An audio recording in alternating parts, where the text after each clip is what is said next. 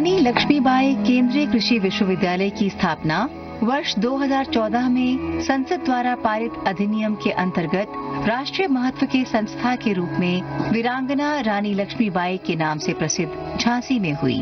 विश्वविद्यालय लगभग 300 एकड़ के क्षेत्र में विस्तारित है। ये विश्वविद्यालय न केवल बुंदेलखंड अपितु देश के विभिन्न राज्यों के विद्यार्थियों को गुणवत्ता युक्त कृषि शिक्षा, अनुसंधान व किसानों को तकनीकी प्रशिक्षण प्रदान करने के लिए प्रतिबद्ध है। साथ ही साथ यहाँ उन्नत बीज भी उपलब्ध हो रहा है। इसके साथ ही पशु चिकित्सा एवं मत्स्य महाविद्यालय की स्थापना भी इसी विश्वविद्यालय के अंतर्गत दतिया में की जा रही है। दलहनी एवं तिलहनी फसलों के अनुसंधान का ये विशिष्ट केंद्र है और यहाँ दक्षता युक्त शिक्षा भी दी जा रही है। इस विश्वविद्यालय के 2 नवनिर्मित शैक्षणिक एवं प्रशासनिक भवनों का निर्माण कार्य नवंबर 2017 से प्रारंभ होकर लगभग 2 वर्षों की अवधि में ही NBCC द्वारा पूर्ण कर लिया गया। शैक्षणिक भवन का कुल क्षेत्रफल लगभग 17,500 वर्ग मीटर है, जिसमें 19 स्मार्ट क्लासरूम सहित विद्यार्थियों के लिए 23 शोध प्रयोगशालाएं भी उपलब्ध हैं। इसके साथ ही ये भवन सर्व सुविधा युक्त बहुउद्देशीय हॉल एवं सेमिनार हॉल से सुसज्जित है। प्रशासनिक भवन लगभग 5,000 वर्ग मीटर क्षेत्र में निर्मित है, जिसमें समिति कक्ष एवं बोर्ड रूम जैसी सभी महत्वपूर्ण सुविधाएं उपलब्ध हैं। विश्वविद्यालय में कुलपति, कुल सचिव, निदेशक, अधिष्ठाता के साथ साथ लगभग 14 राज्यों के उत्कृष्ट शिक्षक निरंतर अपनी सेवाएं दे रहे हैं। इन भवनों में ऊर्जा दक्षता के सभी मानकों को समाहित किया गया है, जिसमें सौर ऊर्जा पैनल, LED लाइट, वर्षा जल संचयन, तकनीकी एवं प्राकृतिक संसाधनों का प्रयोग किया गया है, जो इस विश्वविद्यालय को प्राकृतिक स्वरूप देते हैं। माननीय प्रधानमंत्री श्री नरेंद्र मोदी जी के कुशल नेतृत्व में जारी नई शिक्षा नीति से कृषि शिक्षा के क्षेत्र में भी युवाओं का कौशल विकास होगा और स्वरोजगार के अनेकानेक अवसर प्राप्त होंगे।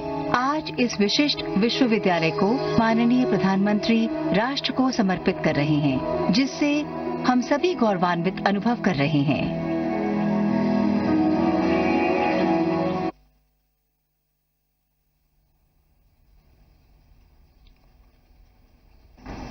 अब मैं डॉक्टर अरविंद कुमार, कुलपति रानी लक्ष्मीबाई केंद्रीय कृषि विश्वविद्यालय से आग्रह करता हूं कि विद्यार्थियों से सम्माननीय प्रधानमंत्री जी का परिचर्चा का संचालन करें। नमस्कार माननीय प्रधानमंत्री जी, योगांशी आर्या BSc ऑनर्स एग्रीकल्चर की सेकेंड ईयर की छात्रा हैं और मध्य प्रदेश के टीकमगढ़ की रहने वाली हैं। नमस्कार सर। युगांशी, आपके पास कई ऑप्शन हो सकते हैं। आपके सारे जो साथी मित्र होंगे, मैं नहीं मानता हूं कि इस प्रकार के विषय पढ़ने के लिए आपके सब साथियों को अच्छा लगता होगा, लेकिन आपने इस दुनिया को चुना, कृषि के क्षेत्र में आगे बढ़ने का तय किया। ऐसा क्यों किया? नमस्कार सर। सब कृषि स्नातक शिक्षा में हमें बहुत सारे विषय पढ़ने को मिलते हैं और व्यवहारिक ज्ञान मिलता है जो हमारे जीवन से जुड़े हैं। मेरा झुकाव शुरू से ही कृषि की ओर रहा है, इसलिए मैंने BSc कृषि में प्रवेश लिया। मैं आगे कृषि से डिग्री करने के बाद फसलों की उत्पादकता को बढ़ाने के लिए तथा खेती की लागत कम करने के लिए कार्य करना चाहूंगी, जिससे किसानों की आमदनी बढ़ाई जा सके। आपने कभी सोचा होगा कि भारत कृषि प्रधान देश है, भारत की आत्मा गांव में बसती है, उसके बावजूद भी बहुत सी सारी कृषि पैदाश ऐसी हैं जो भारत इंपोर्ट करता है।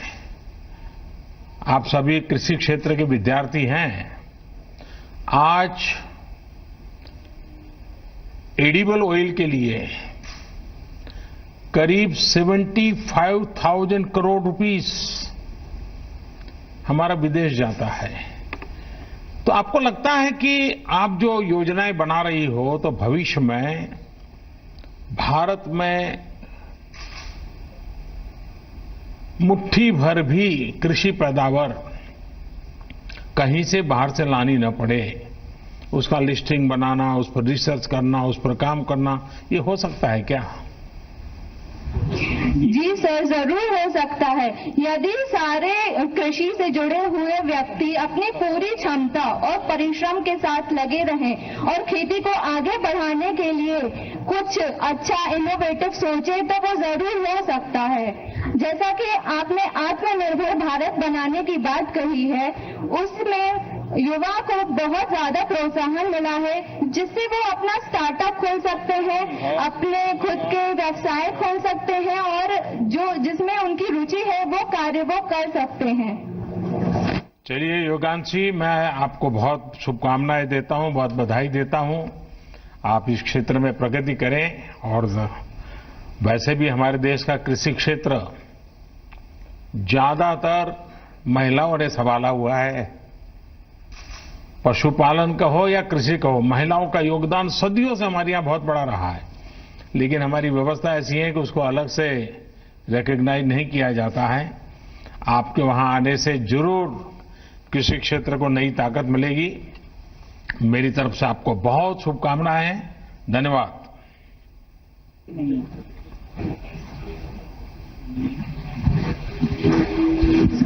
नरेंद्र सेन 23 साल के नरेंद्र बीएससी ऑनर्स हॉर्टिकल्चर के चौथे वर्ष के विद्यार्थी हैं। राजस्थान के जयपुर में प्रताप नगर सांगानेर के रहने वाले हैं। नमस्कार सर। नमस्कार सर। चलिए, आज एक नरेंद्र को दूसरे नरेंद्र से बात करने का मौका मिल गया। सर, ये तो मेरा सौभाग्य है। अच्छा नरेंद्र जी, बताइए, आप तो जयपुर के रहने वाले और इधर बुंदेलखंड में आकर के बैठे हो और हॉर्टिकल्चर के लिए पढ़ रहे हो, और बुंदेलखंड तो पानी के अभाव के कारण जाने जाने वाला इलाका है। आपका राजस्थान, आपका जयपुर, और ये क्या क्या महसूस कर रहे हैं आप? जयपुर के आसपास का क्षेत्र प्रोटेक्टेड कल्टीवेशन की ज्यादा वहां पर ये इस्तेमाल होता है, जबकि यहाँ पर अभी इतना प्रयोग नहीं है, परंपरागत खेती ही होती है इधर। और राजस्थान में मसालों की ज्यादा खेती होती है, जबकि बुंदेलखंड तिलहन और दलहन का प्रमुख क्षेत्र है सर। आपको क्या लगता है कि आप जब ये हॉर्टिकल्चर में जा रहे हैं, अब फल तो सीजनल होते हैं और इनको लंबे समय तक स्टोरेज करना भी बहुत मुश्किल होता है। फल सब्जी की प्रोसेसिंग और वैल्यू एडिशन, इससे जुड़े सेक्टर में आप पढ़ाई कर रहे हैं, तो आपको क्या लगता है, आप क्या कंट्रीब्यूट कर पाएंगे, क्या बदलाव ला सकते हैं?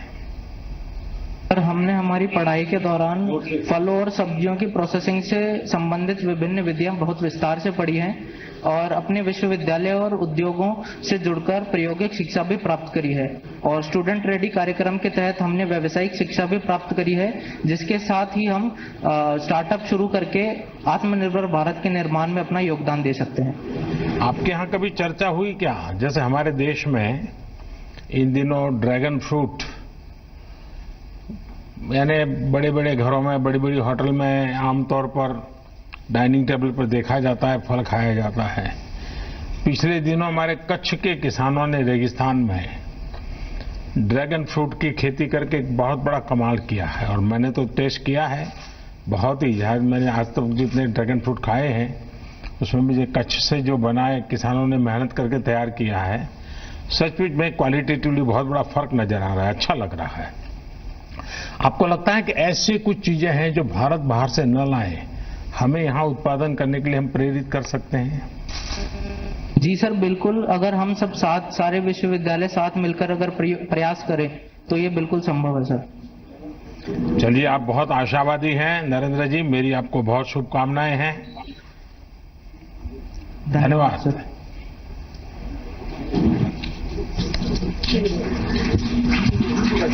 21 वर्ष की Swati Singh BSc honours agriculture की तीसरे वर्ष की छात्रा हैं। स्वाति झांसी की रहने वाली हैं। झांसी नमस्ते। नमस्कार सर। आप तो झांसी की हैं, इसलिए आपको तो बाहर पढ़ने के लिए जाना, बाहर के विद्यार्थियों से, तो ये जो बाहर के लोग रहते हैं उनका तो कोशिश रहती होगी कि स्वाति उनको सबको अपने घर ले जाए, अपने घर का खाना खिलाए। ऐसा होता है क्या? जी सर, होता है, कई बार होता है ऐसा तो। अच्छा, आप कहीं हो आई क्या? अपनी इन सहेलियां जो यहाँ पढ़ने में साथ मिली हैं, जो दोस्त मिले हैं, तो उनके गांव कभी हो आई क्या?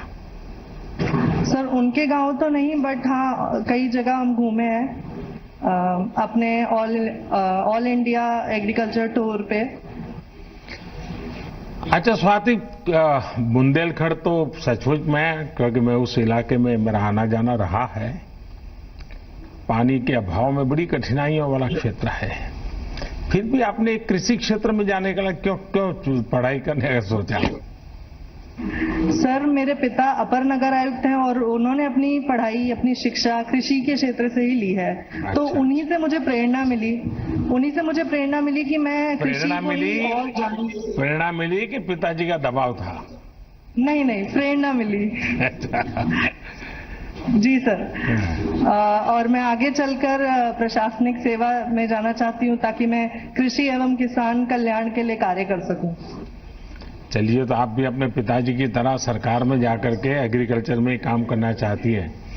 देखिए, जहां पानी कम होता है वहां micro irrigation, drip irrigation, sprinkler, क्या हम किसानों को इस विषय में जागरूक कर सकते हैं क्या? किसान इन चीजों को स्वीकार कर सकते हैं क्या? आप तो खुद किसान परिवार से हैं, पिताजी किसानी में पड़े हुए हैं, बुंदेलखंड में पानी की चिंता को आप वाकिफ है। क्या लगता है, लोगों का मन बन रहा है? यहाँ पर माइक्रो इरिगेशन जैसे ड्रिप इरिगेशन एवं स्प्रिंकलर इरिगेशन के मॉडल तैयार करे गए हैं। हमें इसके बारे में भी पढ़ाया गया है, इसके महत्वता के बारे में भी बताया गया है। और इस वर्ष मैं रावे के अंतर्गत सभी किसानों को जागरूक करने की कोशिश जरूर करूंगी। आप किसानों को कैसे समझाते हो कि फ्लड इरिगेशन, ये पानी, किसान का स्वभाव है, खेत पानी से लबालब भरा हुआ हो, सारी फसल पानी में डूबी हुई, तब उसको लगता है कि हाँ अब कुछ पानी है। उसमें से उसको ड्रिप इरिगेशन में लेकर जाना, जहां ऊपर तो सूखा दिखता हो, नीचे से गीला होता हो और फिर फसल होती हो, उसकी इस मानसिकता को कैसे बदल सकते हैं? सर जब वो खुद हमारी यूनिवर्सिटी में ट्रेनिंग अटेंड करते हैं और जब वो खुद डेमोन्स्ट्रेशन प्लॉट्स में देखते हैं कि किस तरह से इतने कम पानी में भी कितनी अच्छी लागत मिल रही है, तो तब वो ये बात को समझ पाते हैं अच्छे से। देखिए, आज इस कार्यक्रम में मुझे बताया गया कि करीब 50-55 हजार लोग रजिस्ट्री करा करके ऑनलाइन है। इतने सारे लोग हैं, तो मैं अपनी बात करने का तरीका बताता हूं। मैं जब गुजरात में था, वहां भी पानी का बहुत कष्ट रहता है, तो मैं लोगों को समझाता था कि ड्रिप इरिगेशन कैसे। तो मैं कहता कि मान लीजिए घर में छोटा बालक है और न वेट बढ़ रहा है, न वो खिल उठता है, बड़ा मुरझाया हुआ दुबला पतला है, और हर माँ बाप चाहता है कि बेटा स्वस्थ हो, दौड़ता हो, हंसता खेलता हो, ऐसा बच्चा हो, और माँ बाप चाहेंगे।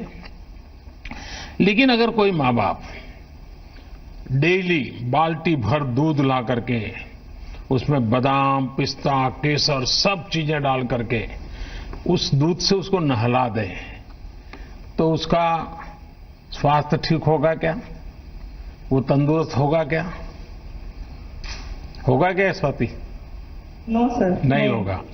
लेकिन अगर समझदारी से एक एक चम्मच थोड़ा थोड़ा दूध पिला दे, तो कुछ महीनों के बाद बदलाव आएगा कि नहीं आएगा? तो जैसे बालक को दूध से नहलाने से स्वस्थ नहीं होता है, एक एक चम्मच दूध पिलाने से बदलाव की संभावना बनती है, ये फसल का भी ऐसा ही है। पानी से पूरा भर देने से जितना फायदा होता है, उससे ज्यादा बूंद बूंद पानी अगर उसके मिलती हैं तो फसल बहुत बढ़िया बनती है। ये बात बड़े सरल शब्दों में लोगों को समझानी चाहिए।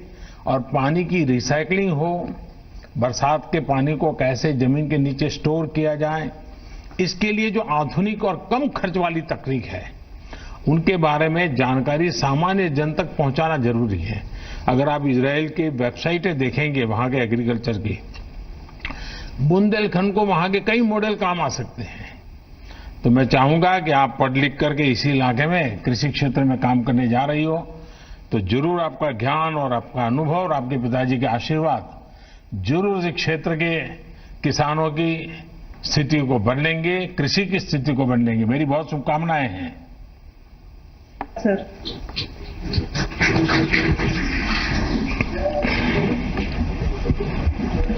22 वर्ष के मयंक जैन बीएससी ऑनर्स वानिकी चौथे वर्ष के छात्र हैं और मध्य प्रदेश छतरपुर के रहने वाले हैं।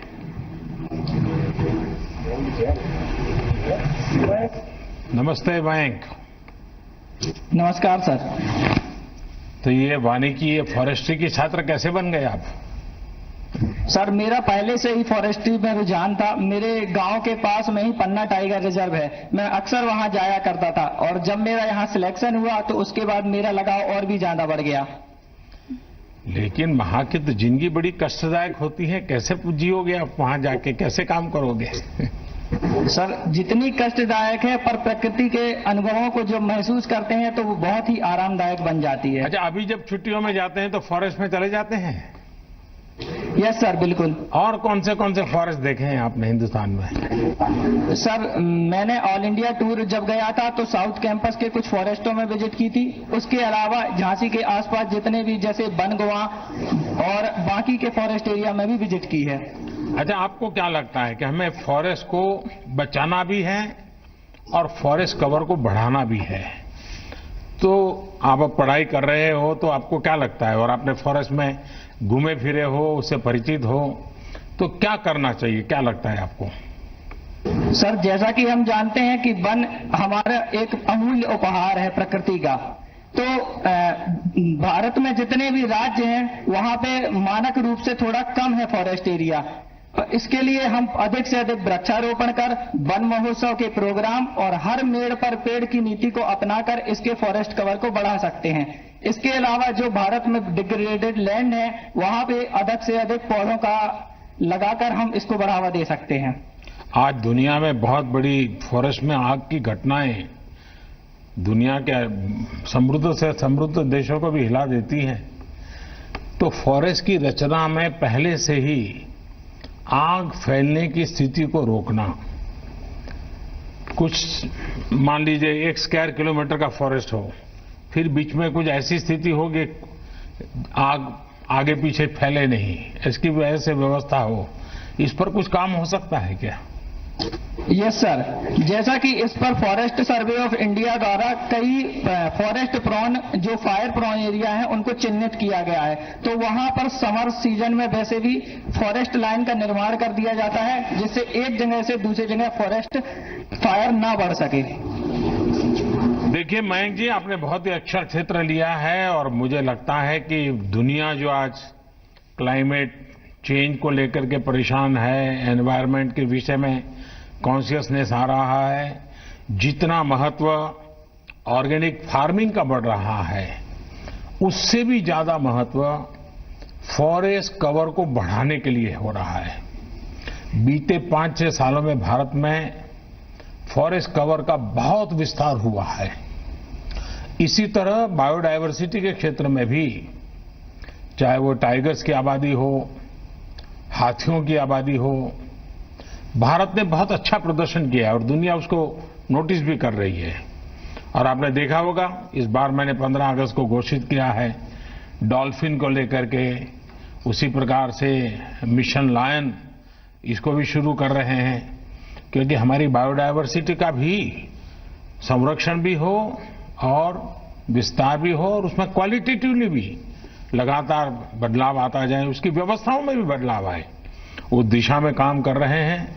मयंक जी, आपने ऐसा क्षेत्र चुना है जिसका बहुत उज्जवल भविष्य है। मैं आपको बता के रखता हूं, आज भले लोग न मानते हो, लेकिन आने वाले दिनों में इस क्षेत्र का महत्व बहुत बढ़ने वाला है। मेरी आपको बहुत शुभकामनाएं हैं। धन्यवाद। Thank you sir.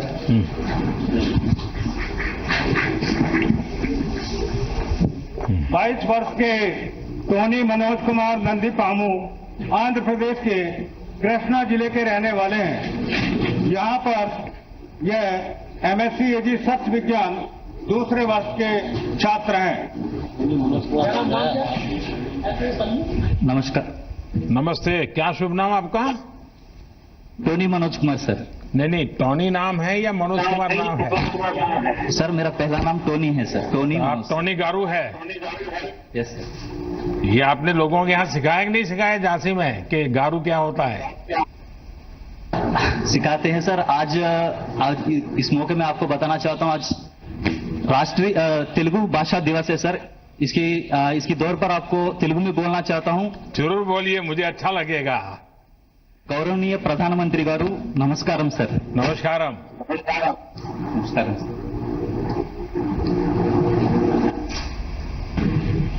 हाँ, कुछ कह रहे थे टोनी?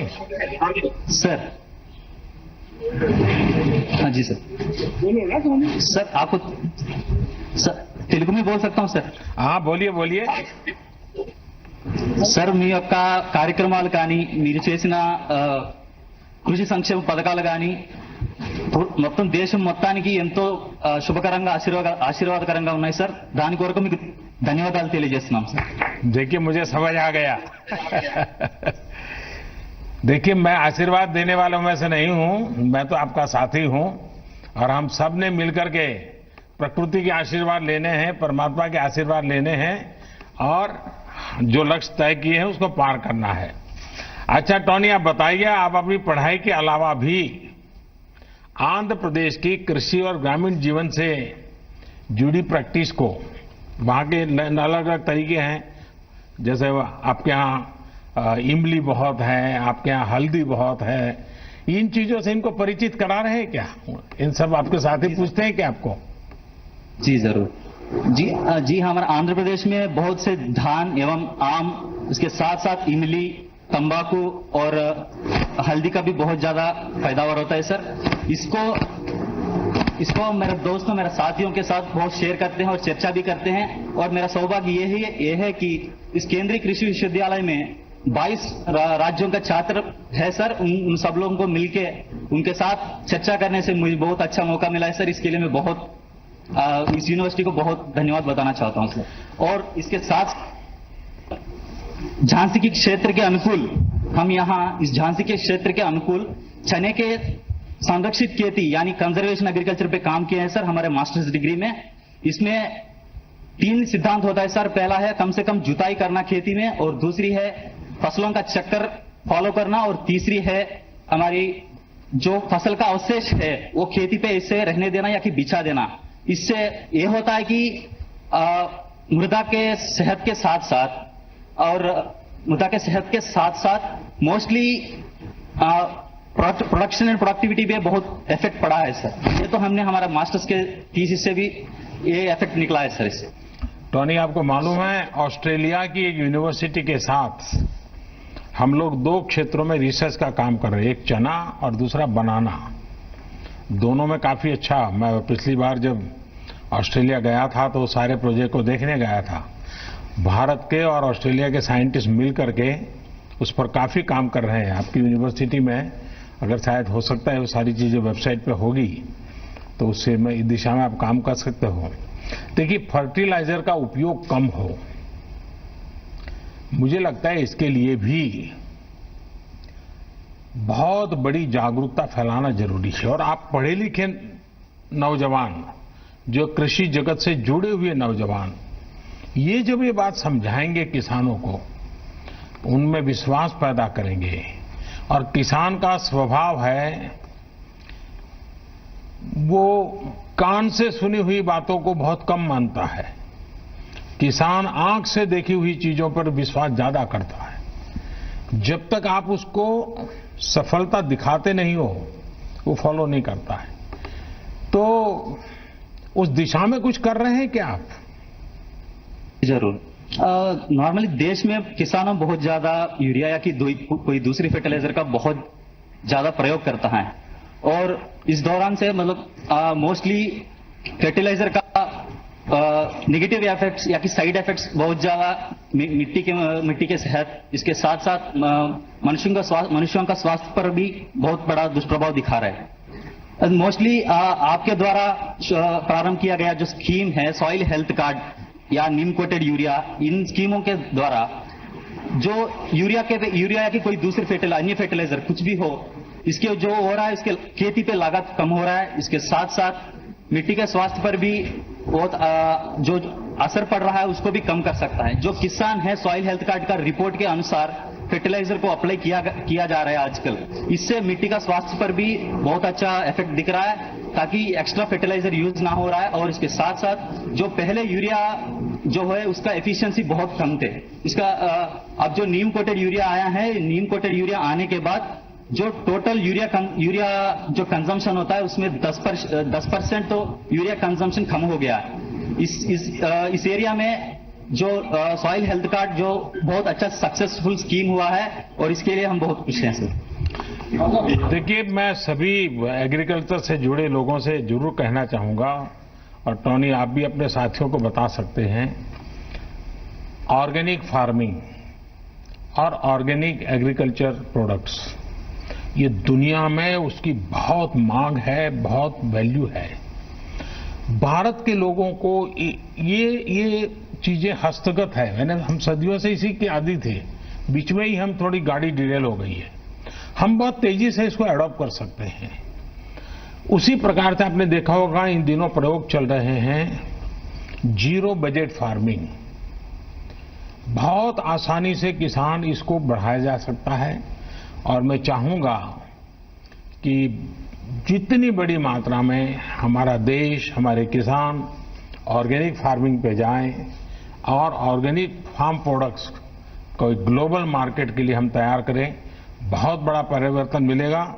टोनी, मेरी आपको बहुत शुभकामनाएं हैं, आपको आपके साथियों को सफलता मिले। धन्यवाद। धन्यवाद सर। धन्यवाद महोदय। सम्मान्य प्रधानमंत्री जी को मार्गदर्शन एवं आशीर्वचन देने के लिए सादर आमंत्रित करता हूं।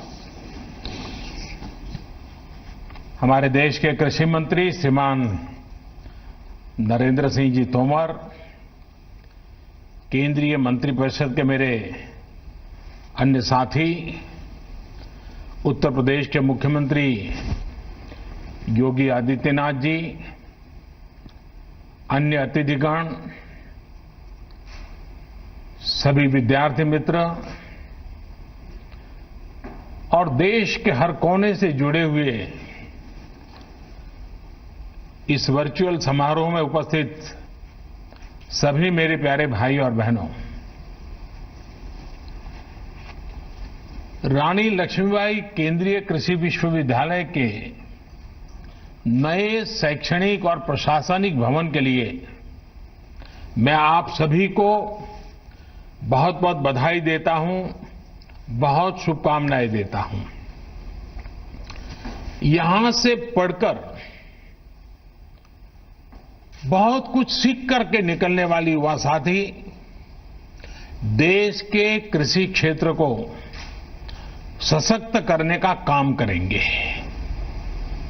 छात्र छात्राओं की तैयारियां, उनका उत्साह, और अभी जो संवाद हो रहा था और जो मेरी आप लोगों से बात करने का मुझे मौका मिला, मैं वो उत्साह, उमंग, विश्वास मैं अनुभव कर रहा था, ये दिखाई दिया। मुझे विश्वास है कि इस नए भवन के बनने से अनेक नई सुविधाएं मिलेगी।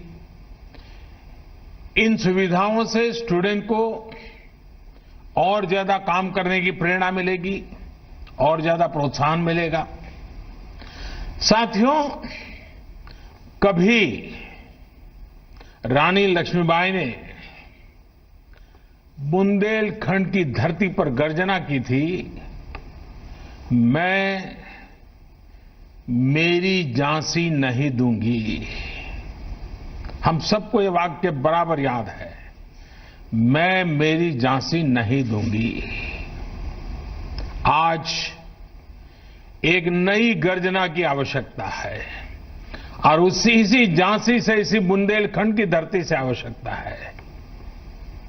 मेरी झांसी मेरा बुंदेलखंड आत्मनिर्भर भारत अभियान को सफल बनाने के लिए पूरी ताकत लगा देगा, एक नया अध्याय लिखेगा।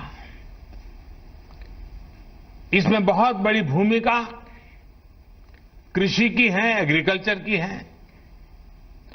जब हम कृषि में आत्मनिर्भरता की बात करते हैं तो ये सिर्फ खाद्यान्न तक ही सीमित नहीं है, बल्कि ये गांव की पूरी अर्थव्यवस्था की आत्मनिर्भरता की बात है। ये देश के अलग अलग हिस्सों में खेती से पैदा होने वाले उत्पादों में वैल्यू एडिशन करके देश और दुनिया के बाजारों में पहुंचाने का मिशन है। कृषि में आत्मनिर्भरता का लक्ष्य किसानों को एक उत्पादक के साथ ही उद्यमी बनाने का भी है। जब किसान और खेती उद्योग की भांति आगे बढ़ेगी तो बड़े स्तर पर गांव में और गांव के पास ही रोजगार और स्वरोजगार के अवसर तैयार होने वाले हैं।